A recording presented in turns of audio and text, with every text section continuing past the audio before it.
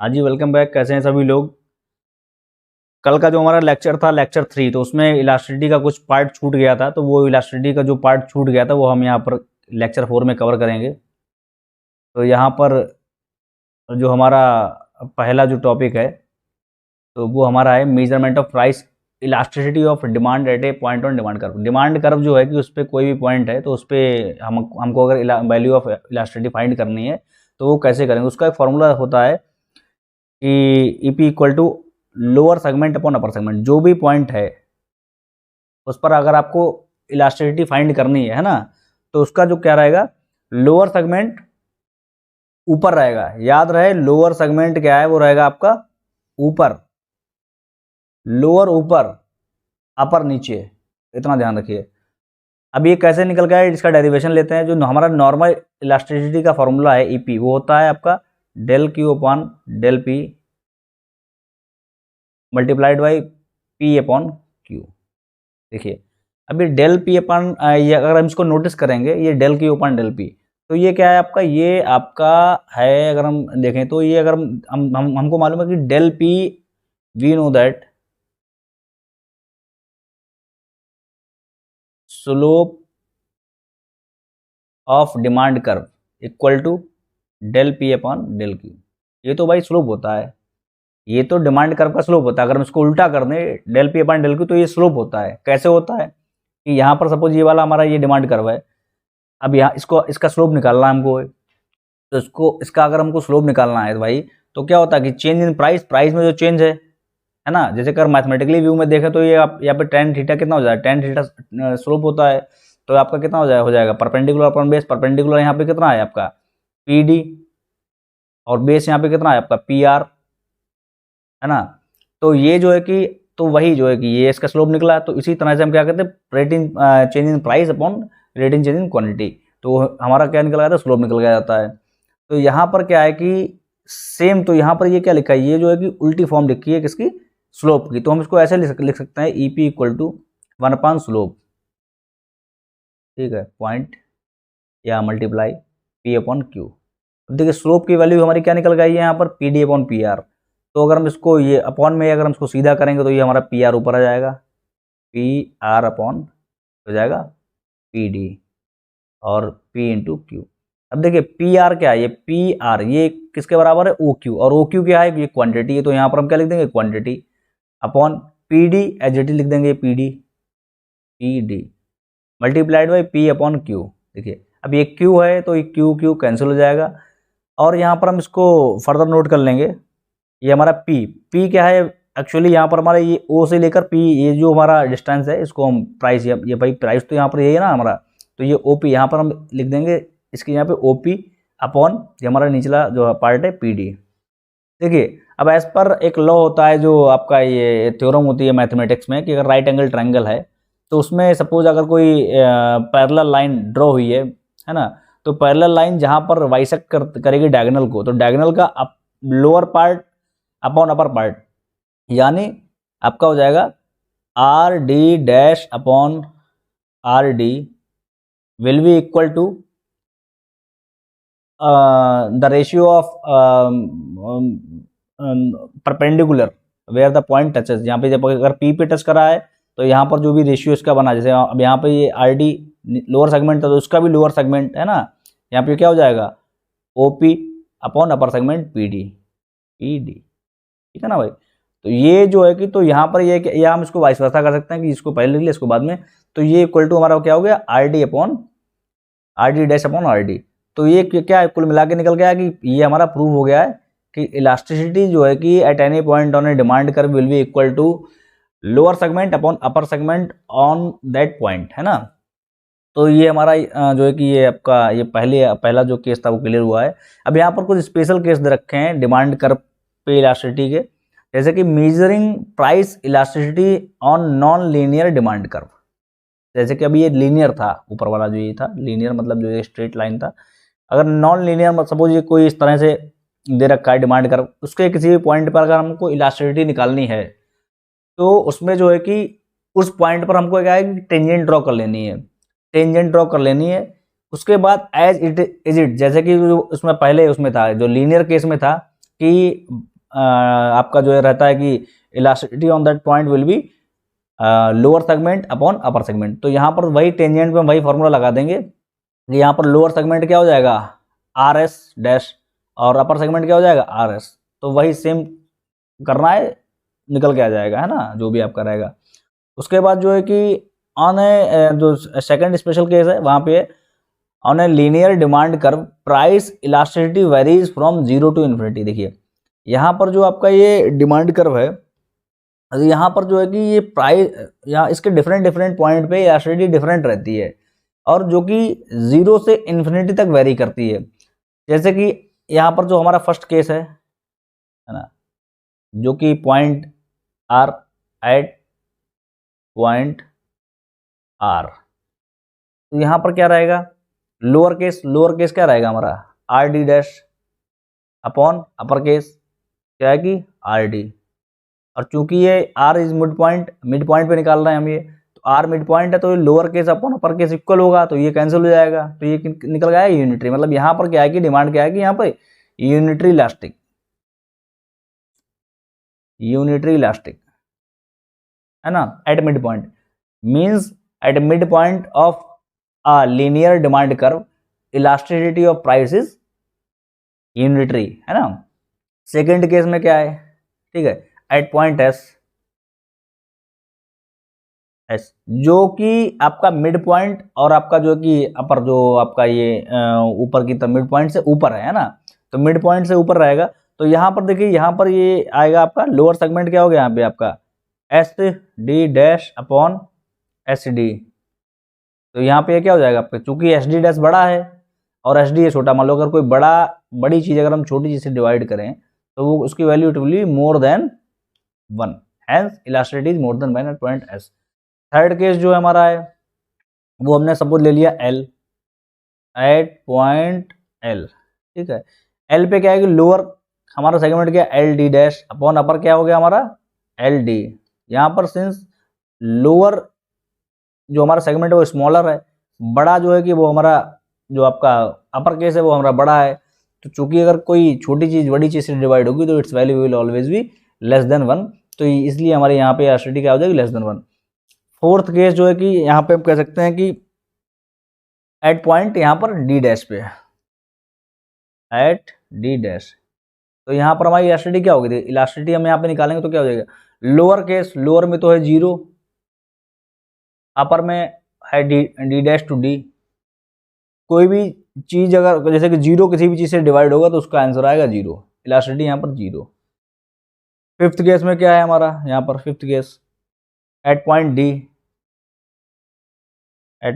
है ना। तो यहाँ पर क्या है भाई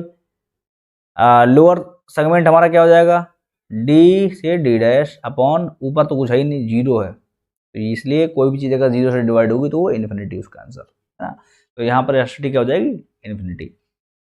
तो ये जो है कि अगर सपोज अगर कोई यहाँ पर आपको कोई डिमांड यहाँ पर इस तरीके से दे रखा है, तो अगर यहाँ पर आप अगर कोई यहाँ पर कोई पॉइंट बता दे तो बस वहाँ पे आप समझ जाइएगा कि लोअर सेगमेंट बड़ा है अपर सेगमेंट छोटा है, तो इसलिए अगर लोअर सेगमेंट डिवाइड होगा अपर सेगमेंट से तो elasticity will be greater than 1। यहाँ पर अगर जानने को आ जाए तो यहाँ पर वही आप दिमाग लगाइए, लोअर सेगमेंट क्या है छोटा है और ये लोअर सेगमेंट रहेगा ऊपर, अपर सेगमेंट रहेगा नीचे जो कि बड़ा है, तो elasticity will be less than 1। बीच में क्या है ये यूनिटरी इलास्टिक होगा। तो ये कुछ पॉइंट्स थे जो कि आप समझ लीजिएगा। नोट क्या है, as like linear demand curve non linear demand curve too has different elasticity at different point. जैसे कि यहाँ पर लीनियर में डिफरेंट इलास्टिसिटी है, वैसे ही डिमांड जो आपका नॉन लीनियर डिमांड कर्व होता है वहाँ पर डिफरेंट इलास्टिसिटी होती है। वो आप ऐसे ही निकाल सकते हो जैसे मैंने कहा टेंजेंट ड्रॉ कर लेना। अब देखिए यहाँ पर अगर सपोज यहाँ पर कोई एक पॉइंट है यहाँ पर इस वाले पे, तो यहाँ पर देखिए टेंजेंट अगर ड्रॉ करेंगे इस तरह से तो ये भी मतलब डिफरेंट होगा ना, ये डिस्टेंस डिफरेंट होगा, lower segment upon upper segment यहाँ पे भी लगेगा, तो वही सेम चीज़ यहाँ पे आ जाती है। उसके बाद comparing price elasticity at a given price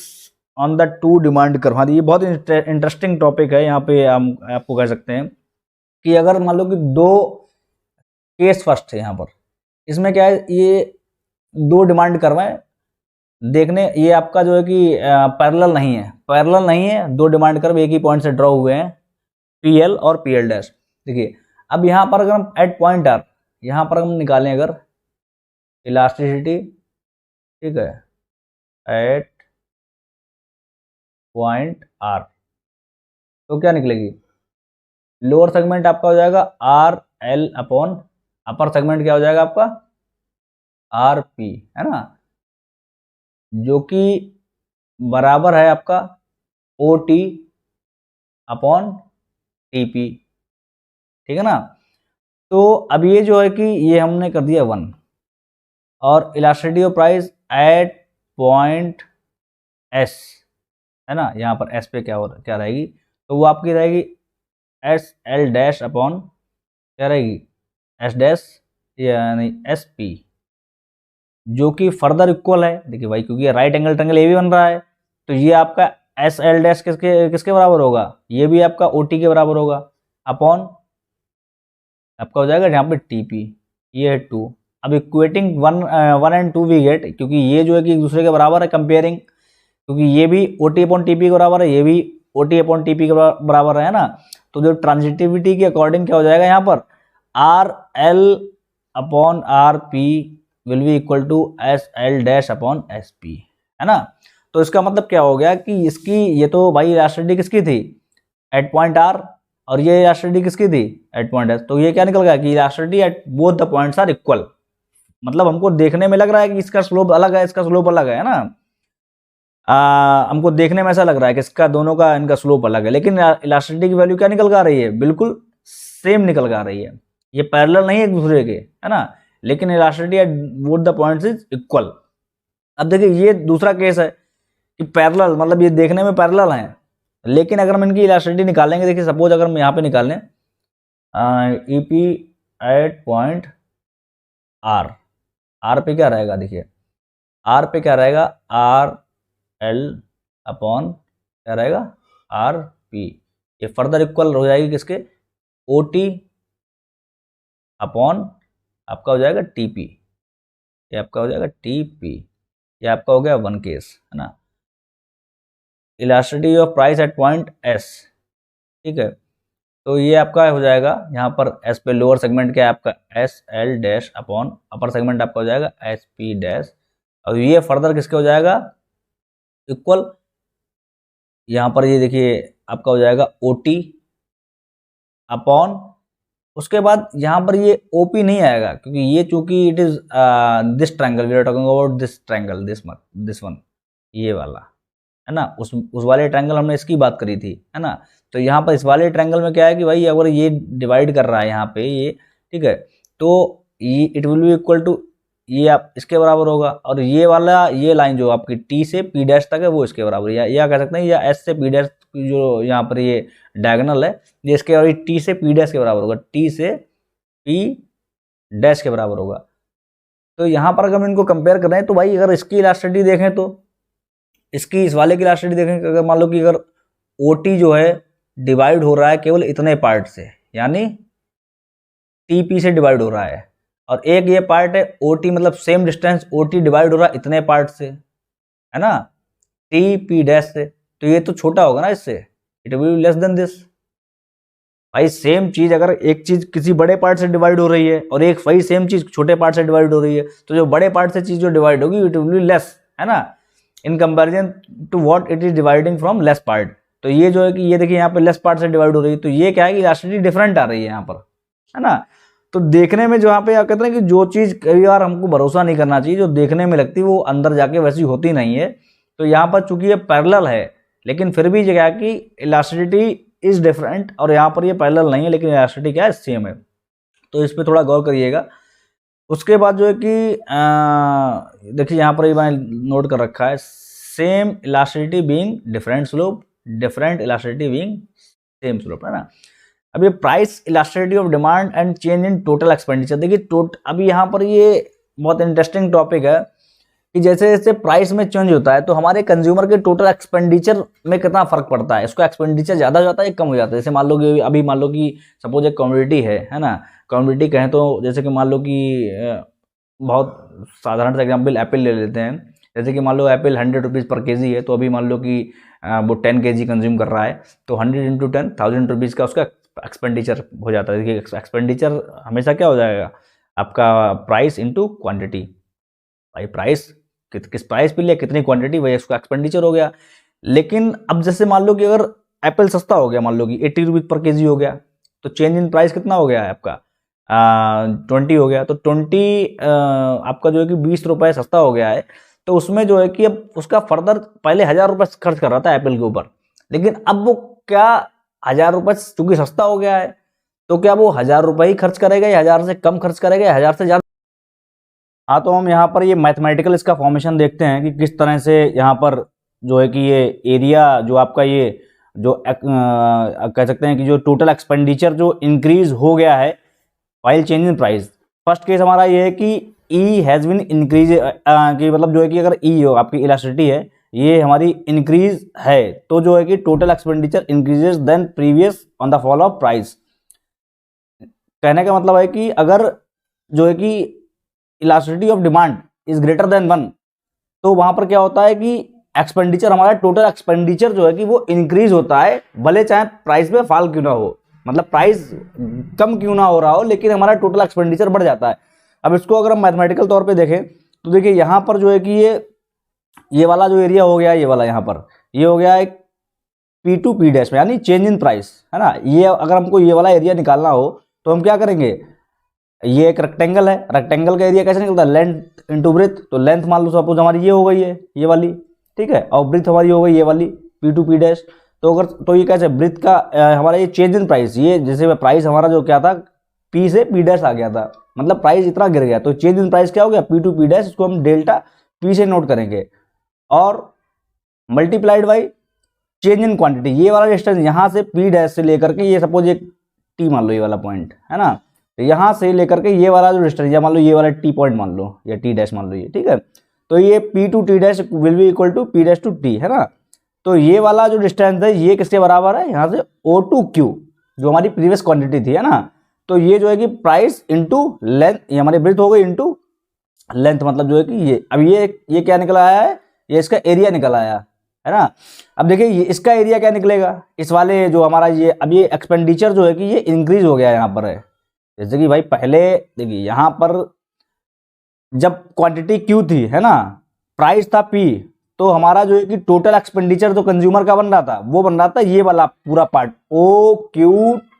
उसके बाद एक मिनट, हाँ OQ T डैश P, यानी ये वाला रेक्टेंगल, मैं इसको हाईलाइट कर देता हूँ, ये वाला रेक्टेंगल जो है ये पूरा रेक्टेंगल जो है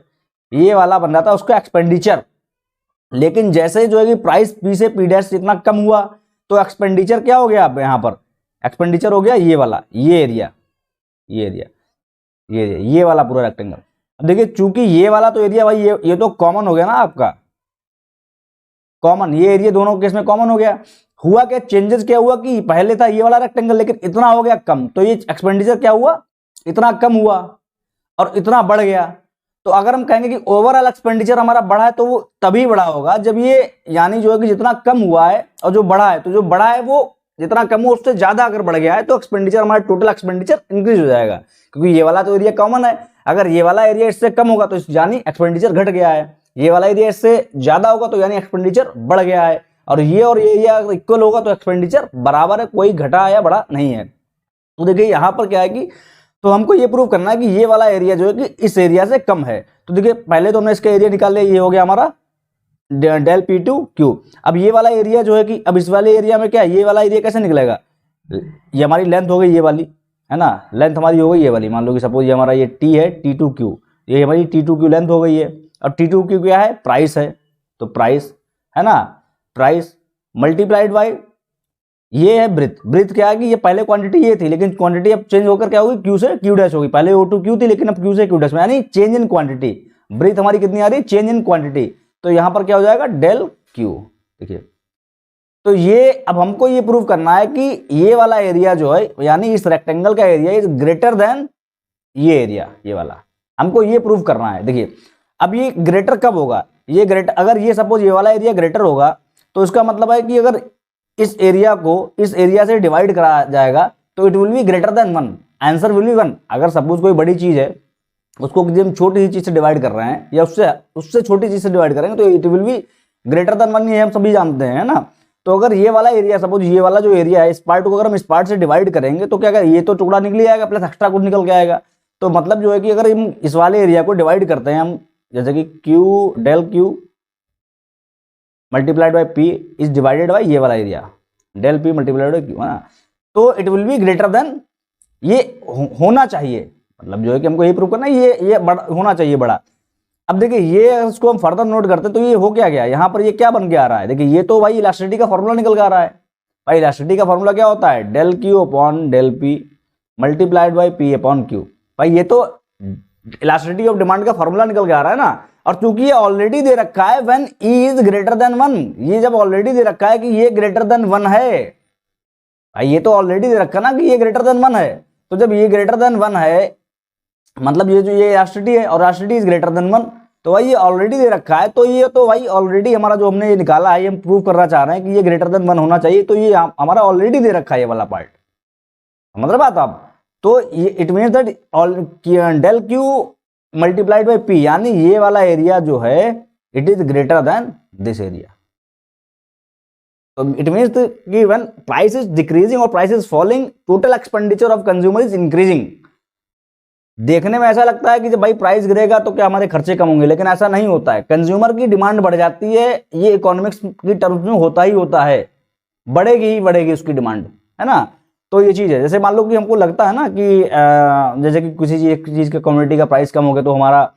एक्सपेंडिचर कम हो जाएगा, लेकिन एक्सपेंडिचर कभी कम नहीं होता। कंज्यूमर हमेशा अपने अटेनेबल, हमेशा इक्विलिब्रियम में जाना चाहता है। इक्विलिब्रियम तब होता है जब उसका डिमांड जो आपका इंडिफरेंस कर्व है और उसका बजट जब एक दूसरे से जो है कि मिल जाता है ना, तो जो है कि वहां पर उसका इक्विलिब्रियम चाहेगा, इसलिए ज़्यादा हो जाएगा। मैथमेटिकल तौर पे हमने यहाँ पे प्रूफ कर लिया। सिमिलरली ऐसे ही हम यहाँ पर इस वाले केस में देखेंगे, इस वाले केस में व्हेन ए इज 0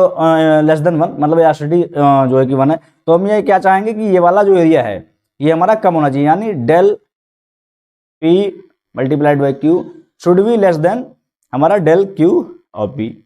अब भाई हम तो अगर ये ऐसा होना चाहिए तो इसका मतलब क्या हुआ कि आपका जो है कि अगर ये इसको डिवाइड करेगा, ये वाला यहाँ पर ये गलत मार्क बन गया है, ये जो होना चाहिए डेल पी, ये वाला एरिया जो है, ये वाला एरिया बड़ा होना चाहिए, ये छोटा नहीं होना चाहिए। मतलब ये वाला जो नया एरिया निकला है ये छोटा होना चाहिए, यानी मतलब जो एक्सपेंडिचर में चेंज आया है वो कम होगा, है ना, ये कम होगा और ये ज़्यादा। पहले एक्सपेंडिचर था ज़्यादा, लेकिन प्राइस बढ़ गया तो एक्सपेंडिचर हमारा कम हो गया, है ना। प्राइस यहाँ पर एक मिनट, फॉल इन प्राइस कम हुआ। अगर इलास्टिसिटी यहाँ पर सेकंड केस ये कहना चाह रहा है कि इलास्टिसिटी अगर लेस देन 1 है, elasticity value of demand of elasticity if it is less than 1, तो प्राइस अगर फॉल करेगा, ठीक है, तो हमारा एक्सपेंडिचर भी फॉल करेगा, ठीक है। अगर इलास्टिसिटी की वैल्यू 1 है, इलास्टिसिटी अब देखिए समझिए आप, इलास्टिसिटी क्या होती है। इलास्टिसिटी वही, फिर से मैं समझाना चाहूँ तो वही कि एक ऐसी कोई वो एक प्रोडक्ट, वो जो प्रोडक्ट जहाँ पर हम जिस पे हम एक्सपेंडिचर कर रहे हैं वो एक ऐसा प्रोडक्ट है जहाँ पर हम कहें तो उसकी जो वैल्यू, जो उसकी इलास्टिसिटी है, मतलब हमारा प्राइस उसका जब घटता बढ़ता है तो जैसे कि हम इलास्टिक है, यानी मतलब उसका प्राइस कम हुआ तो डिमांड में बहुत ज़्यादा चेंज आ गया है, हम उसकी बहुत ज़्यादा डिमांड करने लगे। जैसे कि कोई हमारे नॉर्मल गुड्स होते हैं तो उसमें क्या होता है, उनका प्राइस कम होता है तो हम क्या करते हैं, डिमांड करते हैं कि भाई रख के लेके रख लो, है ना, नॉर्मल गुड्स है। लेकिन अगर कोई मान लो नेसेसिटी है, या मान लो कोई ऐसा गुड्स है जिसकी हमें फर्दर ज़्यादा मतलब जो इलास्टिसिटी, जैसे नमक हो गया, मैंने कहा नेसेसिटी है, तो हमको मालूम अगर हम उसको लेके भी रख लेंगे तो हम भाई कंज्यूम तो उतना ही करेंगे, है ना। जैसे मान लो नॉर्मल गुड्स, मान लो कि अच्छे कपड़े हो गए तो क्या अगर वो सस्ते हो गए, है ना, सस्ते हो गए तो हम क्या करें, भर भर के खरीदेंगे उनको। डिमांड जो है कि प्राइस कम चेंज हुआ लेकिन हम भर भर के डिमांड करेंगे, क्यों, क्योंकि हम कहेंगे हम अलग अलग तरह के, मान लो कि हम उसका मतलब और अच्छा कंजम्पशन करेंगे, मतलब जो है कि हर तरह के कपड़े हम पहनेंगे तो ज़्यादा लेके रख लेंगे। लेकिन क्या है कि मान लो अगर नमक है, नेसेसिटी है, तो वो क्या है कि उसकी इलास्टिसिटी लेस देन 1 होती है ना। तो जब इलास्टिसिटी लेस देन 1 है तो भाई कि मतलब क्या है, इनइलास्टिक है वो, है ना, इनइलास्टिक है। इनइलास्टिक है तो भाई change in price will lead to not much more change in quantity, है ना। तो यहाँ पर क्या हो गया कि तो ये वाला एरिया भाई एक्सपेंडिचर क्या हो जाएगा, कम हो जाएगा ऑन, मतलब प्राइस गिरेगा तब भी, उस वाले केस में भी, है ना।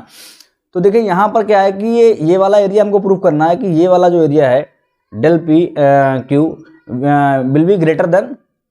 डेल क्यू पी, या हमारा जो नया एक्सपेंडिचर वो कम है, जो बड़ा एक्सपेंडिचर जो नया है वो कम है पुराने वाले से। तो हमको ये प्रूव करना, तो ये देखिए कैसे प्रूव करें। तो इसमें फर्दर ये क्या हो जाएगा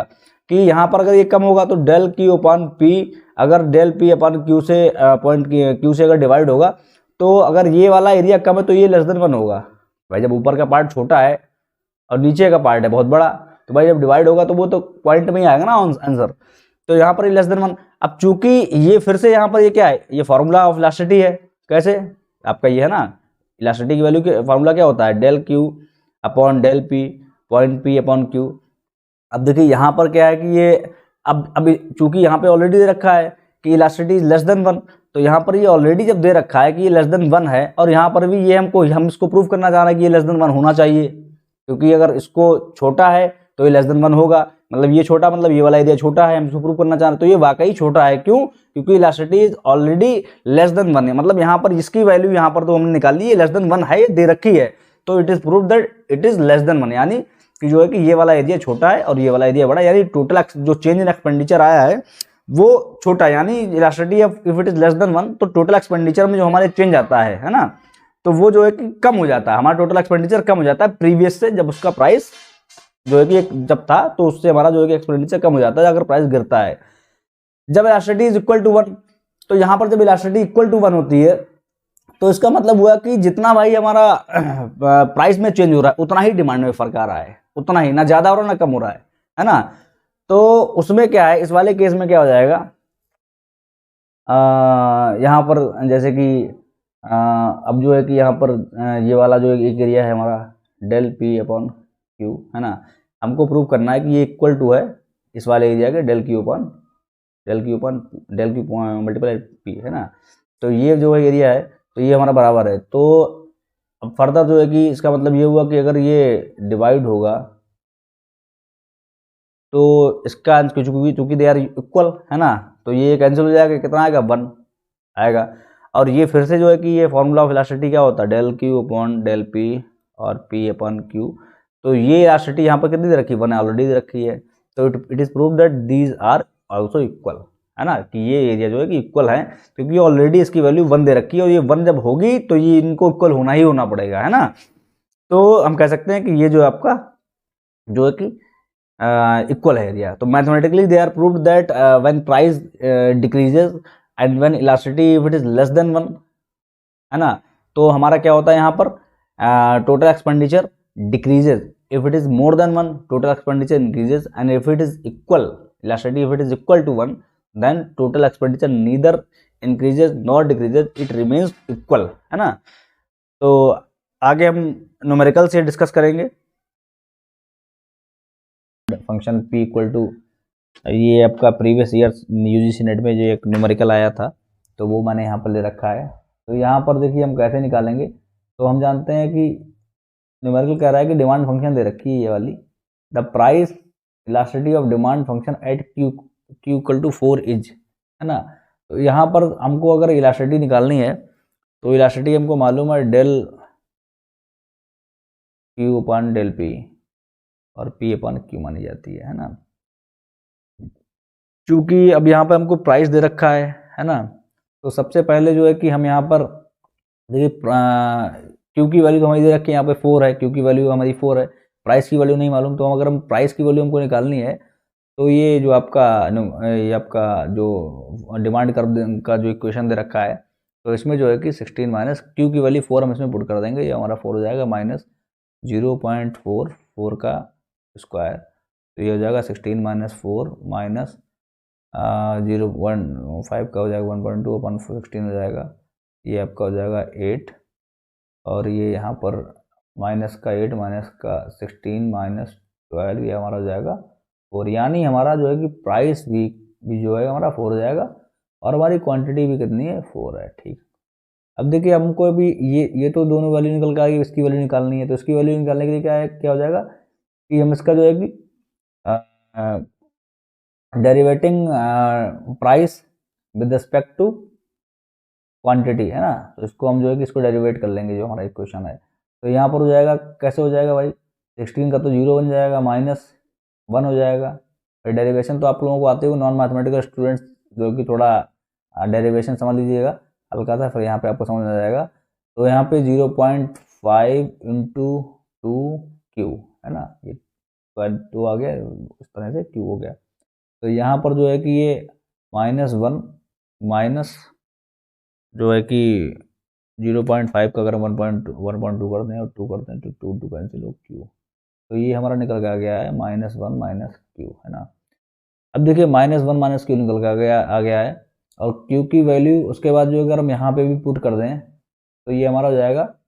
-1 माइनस क्यू की वैल्यू 4, तो हमारा हो जाएगा 5। तो ये हमारी डेल पी अपन डेल क्यू की वैल्यू निकल कर आ रही है, लेकिन हमको चाहिए इसका उल्टा डेल क्यू अपन डेल पी, ठीक है। तो इसका हम उल्टा कर देंगे तो क्या निकल के आएगा -5 का, तो ये हमारा निकल के आएगा सिंपली ई पी हो जाएगा माइनस का 5 यहाँ पे था, तो ये माइनस का 1.5 हो जाएगा। और प्राइस क्या है 4, क्वांटिटी 4, 4 कैंसिल, तो हमारा ये निकल कर जाएगा कितना है यहाँ पे। अब देखिए यहाँ पर ये माइनस साइन है, तो इलास्टिसिटी जो है कि वो हमेशा जो है कि हम अगर हम फार्मूला जो होता है तो इलास्टिसिटी देखिए डिमांड और प्राइस में आपका कह सकते हैं कि इन्वर्स रिलेशन होता है, तो हम ये माइनस साइन लेकर के करते हैं, है ना। तो अगर ये माइनस का साइन पहले लगा होगा तो ये माइनस और माइनस ये हमारा हो जाएगा कैंसिल। लेकिन माइनस का साइन हम इसलिए पहले लेते हैं क्योंकि इलास्टिसिटी देखिए हमेशा हम उसका मैग्नीट्यूड ही लेते हैं, इलास्टिसिटी का हम उसका मैग्नीट्यूड ही लेते हैं, है ना। तो यहाँ पर जो है कि माइनस होगा ही नहीं, अगर है तो फिर आप यहाँ पे इसका माइनस साइन लगा करके इसे कैंसिल कर लीजिएगा। तो ये 1/5 आपका क्या हो जाएगा 0.2, तो इसका राइट आंसर हो जाएगा सेकंड पार्ट 0.2। सेकंड जो हमारा न्यूमेरिकल है वो हमारा कह रहा है और the demand function P equal to same यहाँ पर E P equal to del Q upon del, यहाँ पे हो जाएगा P और P अपॉन Q। तो यहाँ पे हमारा हो जाएगा जो डेल क्यू है, तो सबसे पहले हम इसकी वैल्यू निकाल लेते हैं, डेरिवेटिंग हमने उसका डेरिवेशन कर लेना है del P upon del Q equal to minus हमारा हो जाएगा 2 minus 0.5 into 2x -2 - 1.2 into 2x, 2 हो जाएगा कैंसिल हो जाएगा -2 माइनस x, और x क्या है क्वांटिटी है, क्वांटिटी x की वैल्यू जो रखी है 2, ये -2 इक्वल टू -4, हाँ इसकी वैल्यू हो जाएगी -4, और del Q upon del P की वैल्यू हो जाएगी -1.4, ठीक है ना।